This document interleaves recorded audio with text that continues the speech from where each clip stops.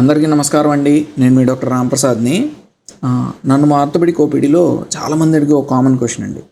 Expiry date అయిపోయిన తర్వాత అలాంటి మెడిసిన్స్ తీసుకుంటే ఏమవుతుంది అంటే, గడువు అయిపోయిన తర్వాత ఆ ట్యాబ్లెట్స్ కానీ మెడిసిన్స్ కానీ మనం తీసుకుంటే మన బాడీకి ఏమవుతుంది, ఇవి పనిచేస్తాయా లేదా, ఇలా ఒక కామన్ క్వశ్చన్ అడుగుతారు. సో దీని గురించి పూర్తి వివరాలని ఈ యూట్యూబ్ వీడియోలో మాట్లాడుకుందామండి.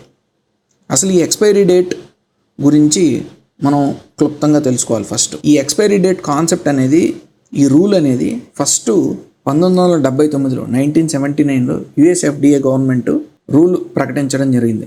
ఏ మెడిసిన్ అయినా, ట్యాబ్లెట్ రూపంలో అయినా, క్యాప్సూల్ రూపంలో అయినా, ఇంజెక్షన్ రూపంలో అయినా, అసలు ఏ మెడిసిన్ అయినా దానికి ఒక ఎక్స్పైరీ డేట్ అనేది రాయాలి. సో ఉదాహరణకి మా ఇంట్లో ఈ స్ట్రిప్ ఉందండి, ఆగ్మెంటిన్, ఎమాక్సిలిన్, క్లైవోలినిక్ యాసిడ్. సో దీనికి మ్యానుఫ్యాక్చర్ డేటు ఏప్రిల్ 2023 అని రాస్తే ఎక్స్పైరీ డేటు మార్చ్ 2025 అని చెప్పి దీని మీద ప్రింట్ చేయడం జరిగింది. సో ఈ ఎక్స్పైరీ డేట్ అనేది ఇలా రాశారు కాబట్టి, ఈ ఎక్స్పైరీ డేట్ అంటే ఏంటి అంటే, ఈ డేట్ తర్వాత మనకి ఈ మ్యానుఫ్యాక్చరర్ ఏ కంపెనీ అయితే తయారు చేసిందో వాళ్ళు మనకి ఏం చెప్పదలుచుకున్నారు అని అంటే, ఈ డేట్ తర్వాత ఈ మెడిసిన్ అనేది ఫుల్ పొటెన్సీ, ఎఫికసీ అనేది ఉండవు. అంటే దీని యొక్క పనితనం అనేది గణనీయంగా తగ్గిపోతుంది.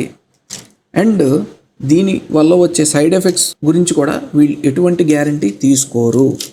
సో ఈ ఎక్స్పైరీ డేట్ తర్వాత, అంటే గడువు అయిపోయిన తర్వాత మన బాడీ మీద వచ్చే ఎఫెక్ట్స్ అవనివ్వండి, అంటే మంచి అవనివ్వండి, చెడు అంటే సైడ్ ఎఫెక్ట్స్ అవనివ్వండి, దీని గురించి ఎటువంటి గ్యారంటీ ఈ కంపెనీ వాళ్ళు తీసుకోరు అని చెప్పి మనకు తెలియజేయడం జరుగుతుంది.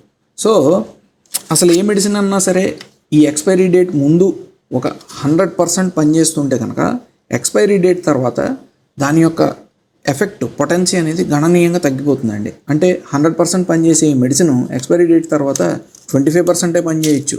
సో ఇది నిజంగా ఫుల్ 100% పనిచేయాలంటే మనం ఒక ట్యాబ్లెట్ బదులు 4 ట్యాబ్లెట్లు తీసుకోవాల్సిన అవసరం రావచ్చు. సో అప్పుడేమవుతుంది, సైడ్ ఎఫెక్ట్స్ అనేవి గణనీయంగా పెరిగిపోతాయి. అసలు మంచి ఎఫెక్ట్ కోసం మనం డోస్ అనేది కంట్రోల్ చేయలేమండి. సో జనరల్ రూల్ అయితే మీరు ఎక్స్పైరీ డేట్ అయిపోయిన తర్వాత ఎటువంటి మెడిసిన్స్ ట్యాబ్లెట్స్ రూపంలో అయినా, క్యాప్సూల్స్ రూపంలో అయినా, ఇంజెక్షన్ రూపంలో అయినా తీసుకోవడం అనేది సేఫ్ కానే కాదు. కాకపోతే దీనికి కొన్ని టర్మ్స్ అండ్ కండిషన్స్ ఉంటాయండి. అవేంటంటే, ఫస్ట్ పాయింట్, ఇంజెక్షన్స్ రూపంలో అయితే, అంటే రొటీన్గా మనం వాడే ఇన్సులిన్ ఇంజెక్షన్స్ లేదంటే యాంటీబయాటిక్స్, ఇవి అయితే 100% మీరు ఎక్స్పైరీ డేట్ అయిపోయిన తర్వాత వాడకూడదు. ఇందులో అసలు ఏ డౌటు లేదు. అండ్ సెకండ్ పాయింట్, ఈ ట్యాబ్లెట్స్ కానీ క్యాప్సూల్స్ కానీ వచ్చామనుకోండి, ఈ ట్యాబ్లెట్స్ రూపంలో కానీ క్యాప్సూల్స్ రూపంలో కానీ కొన్ని మెడిసిన్స్ వాడుతూ ఉంటాం ఎక్యూట్ కండిషన్స్కి. అంటే అది ఏదైనా హెడేక్ అయినా కావచ్చు, ఫీవర్ అయినా కావచ్చు, సింపుల్ కంప్లైంట్స్, బ్యాక్ పెయిన్ అయినా కావచ్చు, మోకాలు నొప్పి అయినా కావచ్చు. సో అలాంటప్పుడు ఏదైనా ఎమర్జెన్సీ సిచ్యువేషన్ ఉందనుకోండి, ఒక్క ట్యాబ్లెట్ 2 ట్యాబ్లెట్లు వేసుకున్నంతలో ఏమీ నష్టం జరగదు. You can use it for emergency purposes, అసలు ఏమాత్రం డౌట్ లేదు.